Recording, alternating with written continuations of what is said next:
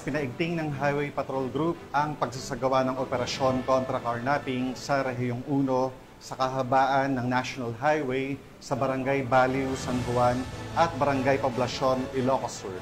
Ibabalita yan ni Patrolman Mark Roland Feliciano.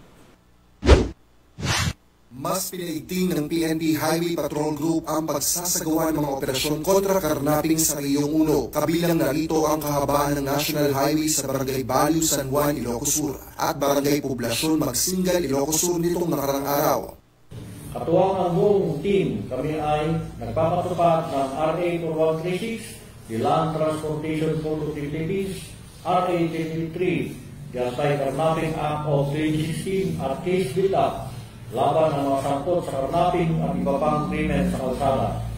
Mahalaga sa amin ang katotohanan, ebidensya at hustisya sa bawat kaso at sabay nito patuloy namin sinusulong ang impormasyon, campaign upang gabayan ng publiko sa wastong pagsunod sa batas, trapiko at pag-iwas sa aksidente o krimen.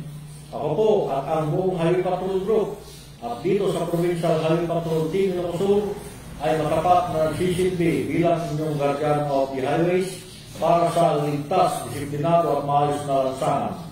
Ang nasabing operasyon ay bunga ng mas pinaigting na operasyon sa pagpapanatili ng kaayusan at seguridad ng ating mga lansangan at kakalsadahan. Mananatili rin ang mga operasyon sa pagpapatupad ng balik disiplina sa kalsada at anti-carnapping operation. Gayunpaman ay naging matagumpay ang nasabing operasyon na nagresulta sa pagbibigay ng mga violation tickets sa mga motoristang lumabag sa iba't ibang batas trapiko. Ang mga ganitong operasyon ay hindi para magdulot ng abala, kundi para magturo at magbigay ng disiplina sa tamang paggamit ng kalsada at pagsunod sa mga batas trapiko. Ang Highway Patrol Group ay kakampi nyo sa kalsada na patuloy na magbibigay ng serbisyong HPG at magpapatupad ng mga operasyon tungo sa misyon ng pagkakaroon ng mas ligtas at maayos na kalsadahan. Dahil dito sa ating bagong Pilipinas, ang gusto ng pulis, ligtas ka. At sa iba pang balitang serbisyong HPG, tumutok lamang sa aming YouTube channel at Facebook page na Police News Network.